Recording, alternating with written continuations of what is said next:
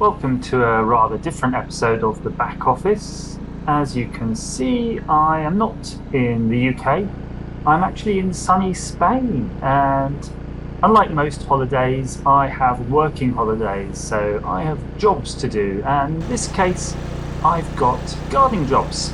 And those gardening jobs have resulted in many broken power tools, mainly my hedge trimmers. And this is not my first rodeo when it comes to broken hedge trimmers. This is at least my second, if not third.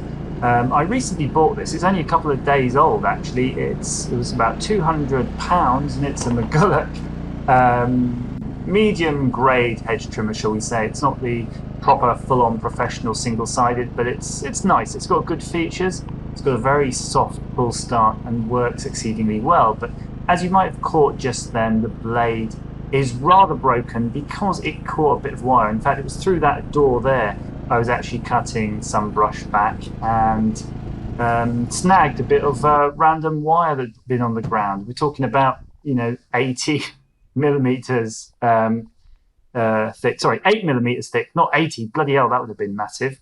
Anyway, I'm just collecting all the tools here I'd need to fix the aforementioned blade. I could take it back to the shop and complain and say it broke, but at the end of the day, it was my fault, and perhaps I'm too honest for my own good, but I believe that I should repair that. That's the ethical thing to do, rather than trying to claim it with a faulty unit.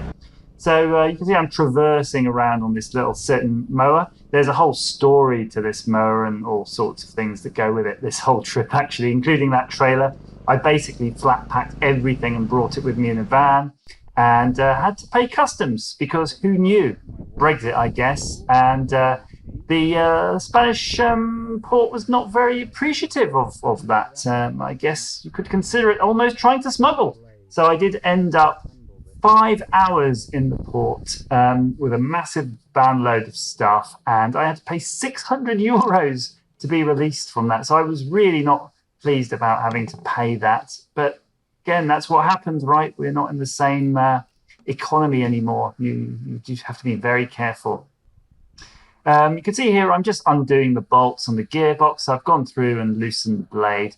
Basically, I need to get the blade out intact so that I can just straighten it out and try to tack weld it together. Of course, I don't have a MIG welder with me at this location. I've only got a stick welder because, of course, arc welders are a bit more portable, really, if you just need something for the occasional farm-type job. So I'm going to use that to fix this. First thing to do is get all the gearbox apart, and unfortunately, there's a lot of grease there that I don't have any more grease. I'm just being careful with, and there's a pin holding it all together. But fortunately, with this kind of gearbox, you can remove the whole assembly, so it's not, you're not stuck if you can't do it, but you do. It's a bit unwieldy, but you can take it out with that gear on it. So the first step you have to do, of course, is to beat the blade silly to try to get it straight. And remember, it is quite brittle. It's probably a hardened blade, so if you do hit it too hard, you'll break it, and then you'll have another weld to do. Of course, be a bit careful of that if you're barefoot, like I am. This is just a simple tack weld. I didn't do a close-up of this because I don't know if it harms the camera or not, but you've seen people arc welding before. But effectively, you need to make sure everything's aligned nicely and you've got your electrodes all set up. I've got a welding mask on as well. You can't see that, but I have an auto darkening mask so that I don't scorch my eyeballs. But you can see you don't need too much welding. And although I don't show it in the video, I actually do flip this over and do the other side. It's not just two tacks and you're away. You do have to chip off the slag when you are stick welding, and of course when you do that you'll reveal the true weld you've got underneath. Often you have to then touch it up again. Just hit it with the angle grinder a little bit there, and you can see when I show it off, it's actually quite good, so it's not too bad at all. Whether or not I'd want to attempt the same level of brush, I don't know.